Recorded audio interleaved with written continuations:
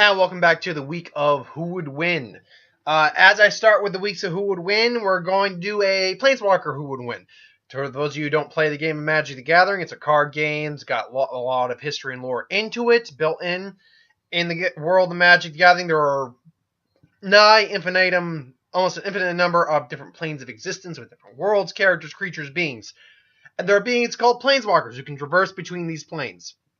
They're usually stronger than average sorcerers or magic users of some kind. So it's a game that I'm very much fond of, and something that I enjoy very much, so I want to include it on the series in some way, at least in Who Would Win. And then we're up to a Planeswalker known as Sarkhan. Well, his name's actually changed. Or Sarkhan's always been his name.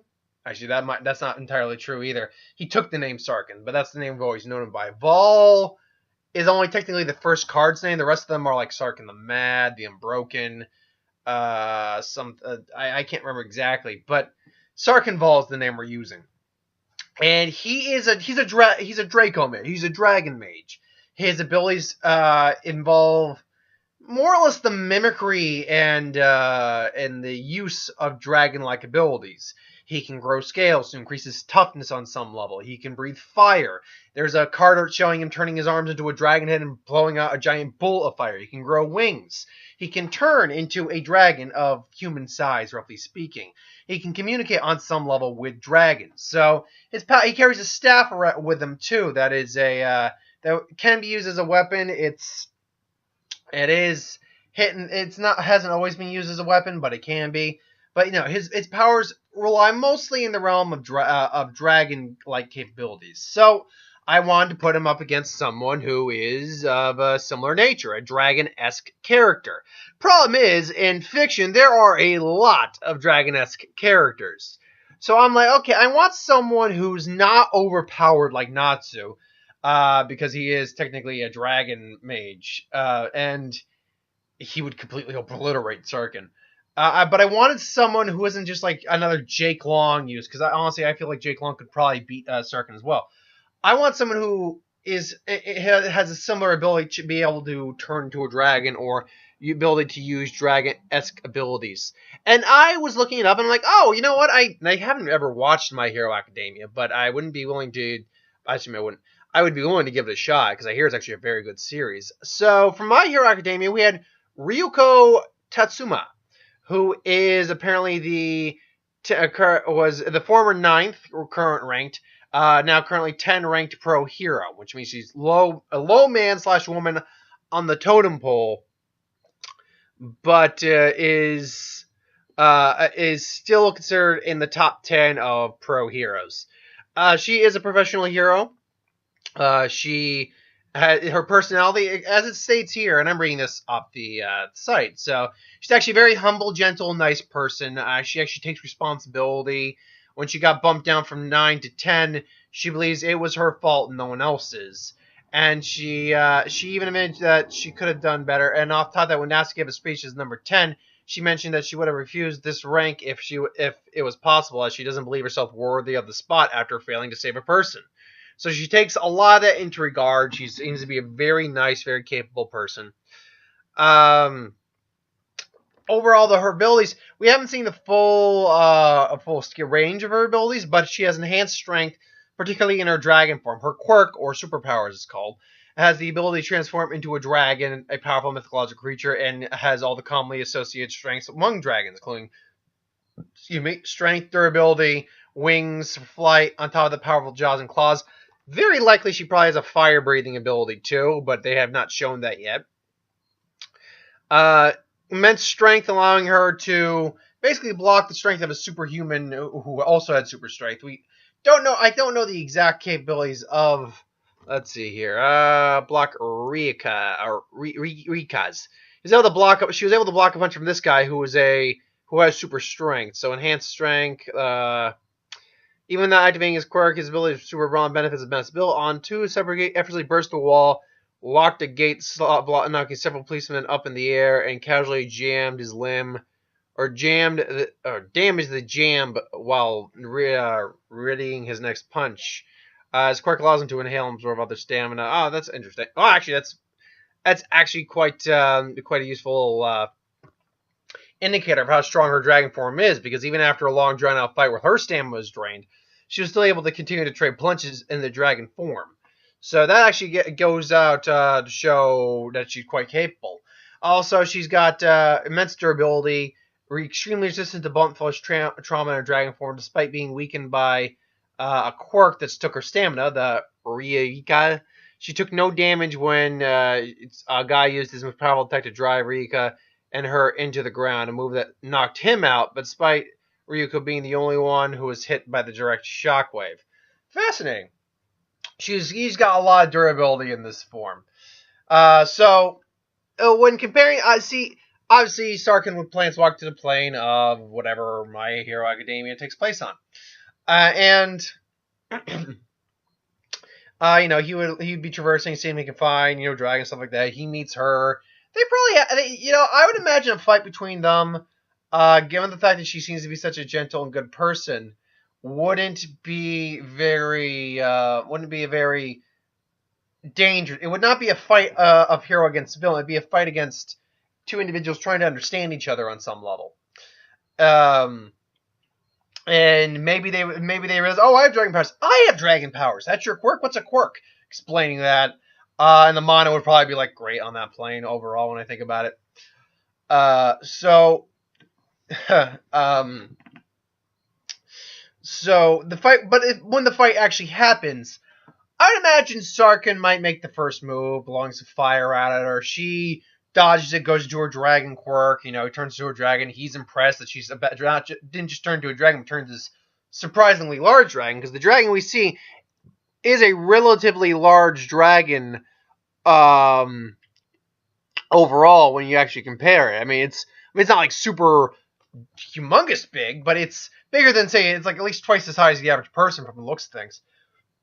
So, from a strength and durability perspective, she does seem to outmatch Sarkhan. So, there'd be a lot of trading blows back and forth for a little while.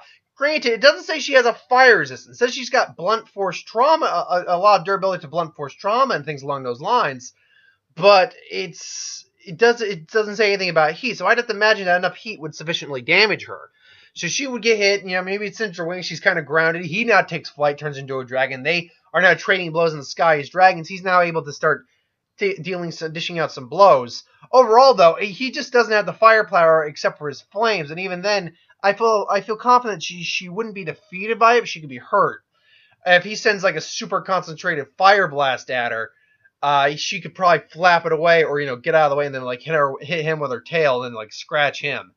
Ultimately, I gotta give the fight actually to Ryuko, simply on the fact that Sarkhan has never demonstrated a wide range of super powerful abilities. He's displayed a basic knowledge amount of dragon ability. Like, I can breathe fire, I can fly, I can turn into a human-sized dragon, I can grow wings, I can grow scales. Fire, I can do a blast of fire. The fire seems to be his only real ability that we know for a fact at the moment he has above her, because we don't know if she has a fire ability or not. As far as we know, she does not. As far as I can tell, she does not. It doesn't say that. Again, she seems to be, from what I can see in the history here, she seems to be a relatively new character.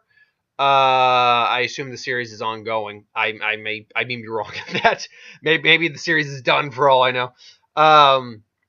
But yeah, if there's more to her that we may see, it's that she may have a fire ability, but because they don't give her a fire ability, I'm not going to give her a fire ability. But she still outlasts them, simply on the fact that she could probably outlast them stamina and durability wise. It's physically speaking, if these two clash like punch to punch, her punch is going to win physically speaking. At least from what we've seen in Sarkhan. His strength and stuff like that doesn't increase a great deal when he goes into a draconic form. It's just it's a mild enhancement over his normal physique. And his normal physique is not like a guy who's out of shape, but he's not a fighter per se. He is a he is a Draco mage he's a mage kind of character for a reason. So ultimately I gotta go Ryuko. If he were to get a point blank, like there's a card called Banefire, you can look it up, where it shows him turning his hand to a giant dragon skull and like doing a concentrated fire blast. Like, like that. If he were to do that point blank in her face, hypothetically, yes, he could kill her. But in the circumstance where the fight would take place, I don't see him doing that. I imagine he could try doing that, and it would probably hurt her, but ultimately I think she would win. But in that circumstance, yeah, I could see him taking a win in that view. Ultimately, though, I'm going to go Sarkhan. I think ultimately I'm going to go Ryuko. I think that is the likely winner in this fight. About 90% of the time. But in that 10% of the time where he gets the headshot, full power to concentrated fire burst, yeah, I can see that. Balefire, as it's called in the card. That I could see him winning. But that's my thoughts on the scenario. What do you think? Put in the comments below. Let me know. And thank you very much for watching. But thank you for watching, though. Yeah, really. I hope you enjoy. Like, comment, share, subscribe. As always, you want us to review something, put in the comments below. Let us know. We'll get to it at some point. Ideas for who would win. Star Wars, Super Hero, Magic, What If, anything I do on the channel. Put that in the comments below. Let me know. We'll get to it at some point. Should know, with both What Ifs and Who Would Wins, I always write out which ones I'm doing beforehand. So very rarely does it change. So just understand, if you decide to give me suggestions, they're probably not going to be in this week's Who Would Win. They might end up in the next week's Who Would Win, or they'll end up eventually, because I keep just about all the. Here's the thing, and I'm going to say this right now because someone was doing this. There's only so much I can take in terms of suggestions. I mean, I could hypothetically take them all. But when you start spamming suggestions and repeating the same suggestions over and over again, it's not going to increase the likelihood of your suggestions being taken or having a video made. It's also not going to increase the chances that they're going to be made sooner rather than others. When I first started doing this, I only had a couple people giving me suggestions. So I could just be like, okay, it was like 4 people. All right, this time it was you, this time it was you, this time it was you, this time it was you. Like a typewriter. Now I've got well over a couple dozen people who give me suggestions. At least a couple dozen people give me suggestions. So, and I keep getting more people, new people, and I appreciate every one of you. And I'll generally take all your suggestions. But if you are someone who is giving me over, let's see here, 500 suggestions, at that point I'm going to cap you up. 500 is the limit. 500 is the limit, because I'm only one man. This would actually be worse if I actually did have graphics and actually had to edit a video together like that. Because then I actually have to take the time to do that over and over and over again. Like, oh my god. Now, that's not to say someday I might not do that. I'm just saying that it puts more on my shoulders to try to get to everyone. Now, granted, it guarantees that I will not run out of your suggestions. Without naming names, I have had one person who, I am not joking, has given me easily in the 300s of suggestions. And you know what? I'm going to say that right now. I'm going to cap that honestly, I'm probably going to cap it like, say, 100. If you can try to stay relatively on the low end of the high scale, like, if you give me here's the thing, too. Here's the real thing. I pretty much ended the video. It actually isn't the amount that you give me. If you want to just continue to give me suggestions, I'm okay with that. I wind up with 500 suggestions, and that's fine. What I don't want, what I would appreciate people not to do, is spam anywhere between 50 and 200. Yeah, that was a thing. Suggestions in one video. Please don't do that, because then I have to try to look through all of them. It's like, okay, which one of these have you suggested? Which one of these haven't? And now I gotta just keep writing and writing and writing and writing. I guess I've at one point spent like over an hour just writing suggestions because someone did that. So please, in the future, it's okay. I'll take whatever suggestion you give. Just don't spam them in one video. That's all I'm at. That's really all this breaks down to. But I digress. Thank you for watching. I hope you enjoyed, and I will see you tomorrow for another Who Would Win. And you know what? Let me just check something real quick. I don't think there are any Magic spoilers up right now, because PAX West is going on, coming this Thursday, going into Friday and Saturday, I believe, or Wednesday going into. No, we don't have any new spoilers yet. So the next Magic set, Return to Ravnica, is when I said I'd basically restart the spoiler reviews for Magic the Gathering. And I want to try to keep true to that. And I'll probably cover some of the cards or whatever, or information that gets spoiled at PAX West, because they always have great panels at PAX. I love just watching the panels. Hell, honestly, I might just go and rewatch one later on. Now that I think it up, because they're just fun to watch. Lots of lore, lots of world building. They show you cards, so it's cool. I really dig it. But yeah, I'll keep your eyes out for those. Plus, what ifs, who wins. I'll be honest, I don't know what I'm seeing this week. I really don't. We'll see what happens. Maybe I'll bite the bullet and go see Black Klansman at the non-Cinemark theater. Anyway, thanks for watching, and I'll see you